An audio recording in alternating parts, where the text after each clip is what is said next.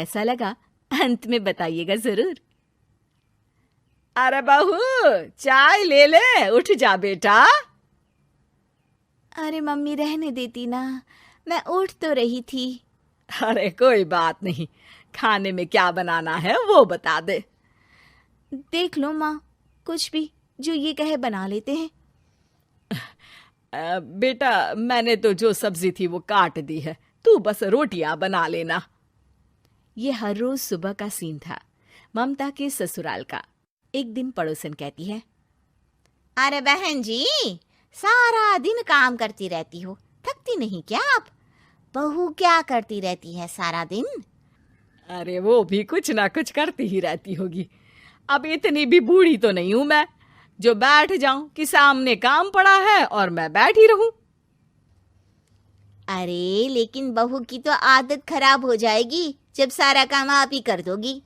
अरे ठीक है ना, कम उम्र में हमारी भी शादी हुई थी। अब आजकल के पढ़ने लिखने वाले बच्चों को सारी जिम्मेदारी लेने में भी तो वक्त लगता है। बहू है तो क्या हुआ, मेरी बेटी की उम्र की ही है ना। एक उसे भी देख लो, चाय बनाने के सिवा आता ही क्या है। ममता से सारी बात करती है। हाँ मम्मी जी ही ज्यादा काम करती हैं, इसमें कोई दो राय नहीं है। लेकिन मैं भी क्या करूं, ऑफिस और घर के बीच जो वक्त मिलता है उसी में काम कर लेते हैं, है ना? दिन बीत रहे थे।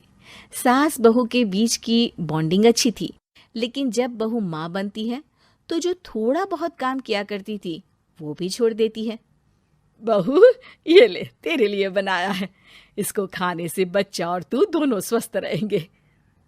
ठीक है माँ जी। माँ जी, वो बच्चे के लिए गद्दे जो सूख रहे हैं ना छत पर, जरा ले आइए ना।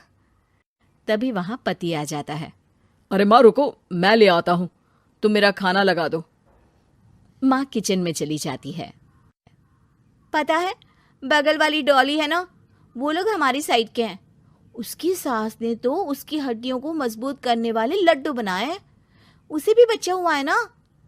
पता नहीं मम्मी जी क्या पानी सा उबाल कर दे देती है, मैं तो बस वही खा लेती हूँ।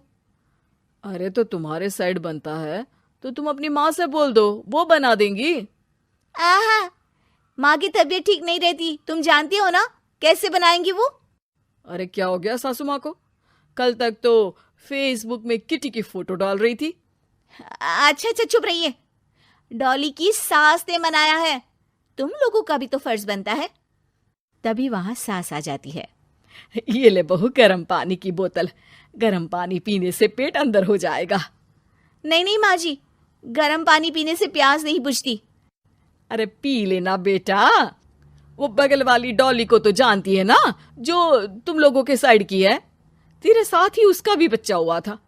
बेचारे का कोई ख्याल रखने वाला नहीं, सारा काम करती है और रात में बस एक लड्डू खाकर सो जाती है। पेट तो लटक ही गया है और बच्चा तो कितना कमजोर सा है उसका। अच्छा माँ, क्या बात है, डॉली की ये हाल है? क्यों मैडम, क्या कहना है आपका? अब पता है मुझे, किसी के पास मेरी सास की तरह सास थोड़ी ना है। नहीं नहीं बेटा, ऐसा नहीं है, मेरे लिए तो तुम सभी मेरे बच्चे जैसे ही हो। ममता को समझ में नहीं आता कि वो सास में कैसे कोई बुराई निकाले, क्योंकि हर कोई उससे उसकी सास की तारीफ ही किया करता था। एक रोज ममता के घर उसकी ननद आती है। अरे भाभी, मुन्नी को तो 6 महीने हो गए, आप अभी भी बेड पर हो। आ गई है आप। कैसी हैं बुआ, बच्चा होने के 6 महीने बाद आई हैं आप। भाभी अमेरिका दूर है ना, तो वक्त लग जाता है। अब इनकी छुट्टी अभी थी तो सभी आ गए। वैसे माँ कहाँ है? थकी हारी सास बेटी को देखकर खुश हो जाती है। माँ, इस बार तेरा वीजा तैयार है, मेरे साथ चलने को तैयार रहना। हाँ हाँ बेटा, मैं तैयार हूँ। अरे ऐसे कैसे माँ, मैं कैसे मैनेज करूंगी? कैसे मतलब? जैसे मैंने किया अमेरिका में, आप इंडिया में कर लेना। वैसे आपका तो मायका भी पास ही में है ना। हाँ वो तो है, लेकिन वहाँ माँ के पास वक्त नहीं होता, ईश्वर भक्ति में उनका सारा समय चला जाता है। भाभी, बेटी परेशान हो तो माँ का ध्यान आरती में कैसे लग सकता है? समझ में ही नहीं आता। वैसे भी अब माँ को मैं अपने साथ ले जा रही हूँ। माँ को विदेश घूमने का शौक है ना। ममता मन मारकर चुप हो जाती है, लेकिन मन ही मन सोचती है कि वो कैसे सारा काम मैनेज करेगी। पति का खाना, नाश्ता, मुन्ने को नहलाना, धुलाना, फिर रात भर इसके लिए दूध तैयार करना। माँ तो सारा काम करती थी। हे भगवान, ना भाई ना। क्या हुआ भाभी? क्या सोचकर ना भी ना कर रही हो? अरे कुछ नहीं, बस बच्चे के बाद से ही कमजोरी ज्यादा हो गई है ना, तो अचानक से बड़बड़ाने लगती हूँ मैं। अगले दिन ममता अपनी माँ को फोन करती है। राधे राधे। माँ मैं क्या करूँ, मेरी सास तो अमेरिका जा रही है बेटी के पास। अब घर का सारा काम, बच्चा, सब कैसे मैनेज करूँगी। तू आ जाना माँ कुछ महीनों के लिए मेरे पास।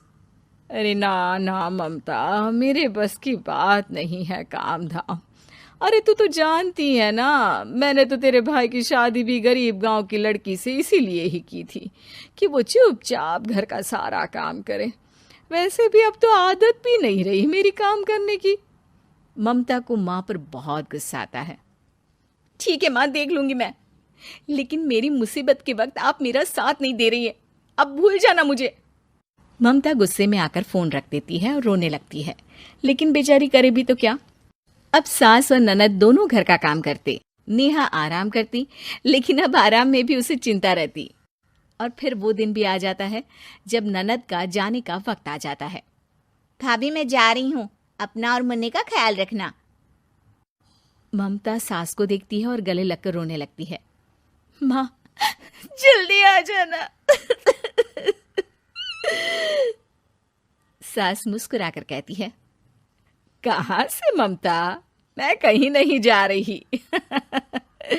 मैंने देखा कि मेरे जाने की बात से ही तू परेशान हो गई थी, इसीलिए मैंने अपना जाना कैंसिल कर दिया है। तू चिंता ना कर, मैं तेरे साथ ही रहूंगी।